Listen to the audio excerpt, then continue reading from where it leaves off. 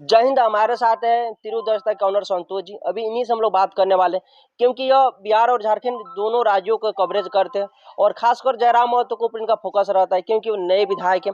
इस बार जब विधानसभा चल रहा था तो इन्होंने उनके ऊपर पूरा फोकस किया था कि वो विधानसभा में क्या करें, क्योंकि एक नए चुने गए विधायक थे। तो संतोष जी, आपका स्वागत है।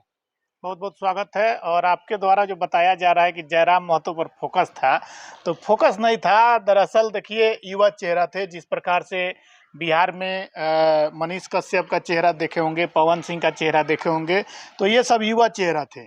और कहीं ना कहीं ये लोग चुनावी मैदान में उतरे तो सभी की नज़र इन पर थी।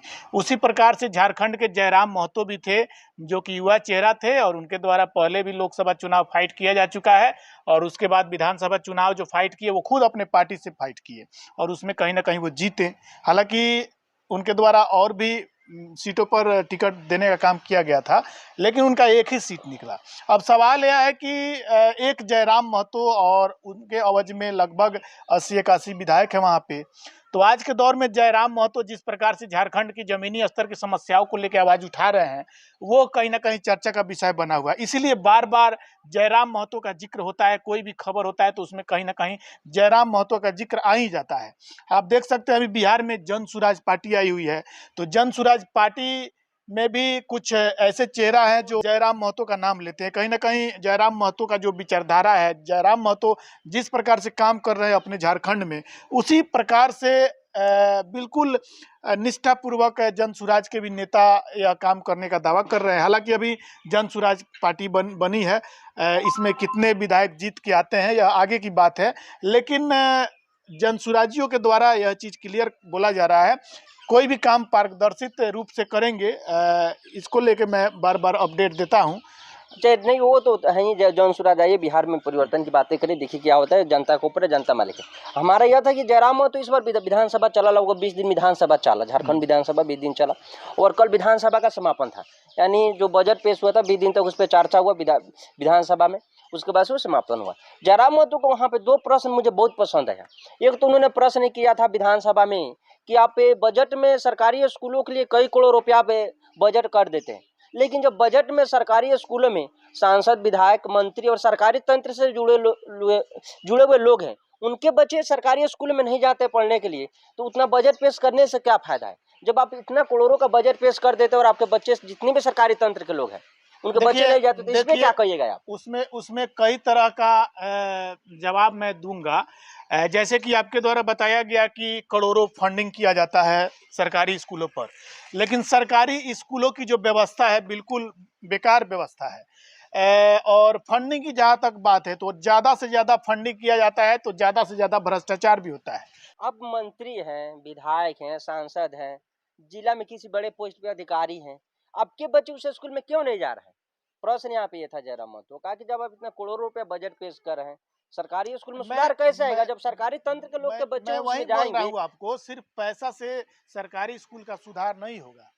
सिर्फ पैसा पैसा ज्यादा, करोड़ों की जो फंडिंग हो रही है उसमें भ्रष्टाचार हो रहा है, और कहीं ना कहीं भ्रष्टाचार करने को लेकर यह फंडिंग की जाती है, न कि उसमें सुधार किया जाए। और इसको लेके जो नेताजी लोग हैं वो अपने बच्चों को दाखिला नहीं कराते हैं, अच्छे अच्छे प्राइवेट स्कूलों में पढ़ाने पर कहीं ना कहीं ज्यादा ध्यान देते हैं।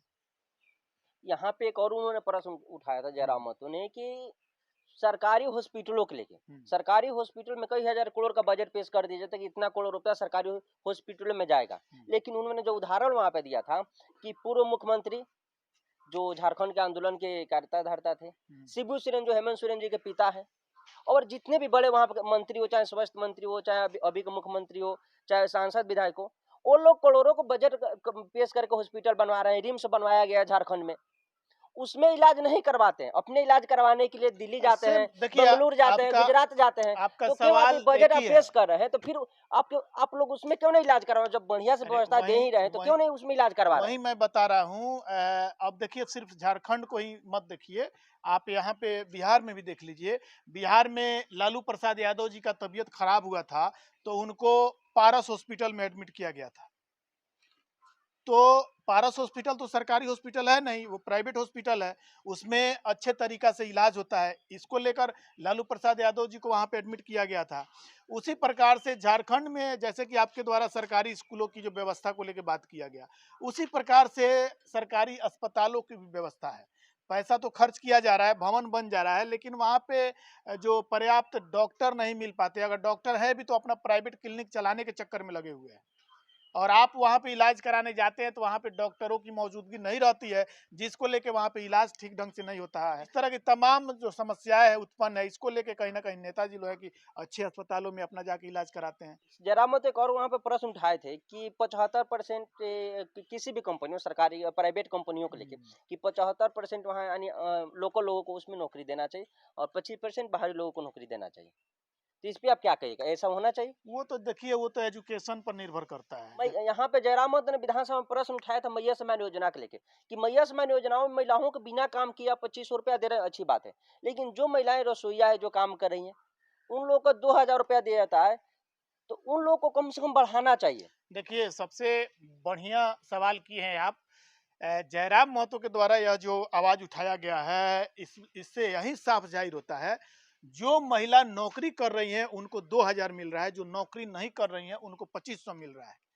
तो इससे साफ जाहिर होता है महिलाओं को काम करने की आवश्यकता ही नहीं है। यही दो प्रश्न का हजार था। रुपया काम करने के बाद उनको 2000 रुपया मिल रहा है, और जो महिला काम नहीं कर रही उनको 2500 रुपया मिल रहा है। तो काहेला महिला काम करेगी? यही प्रश्न जयराम मोदी किए थे विधानसभा में कि जब आप बिना काम के 2500 रुपया दे रहे हैं और जो काम कर रही है स्कूल में उनको 2000 रुपया दे तब रहे हैं, तो क्यों काम करने जाएंगे स्कूलों में? स्कूल में जो महिला काम करती है उनको पर्याप्त जो है कि डेली बेस पे, कम से कम डेली बेस पे 500 रुपया प्रति दिन के दर से लगभग 15,000 रुपया भी मिनिमम सैलरी मिलना चाहिए।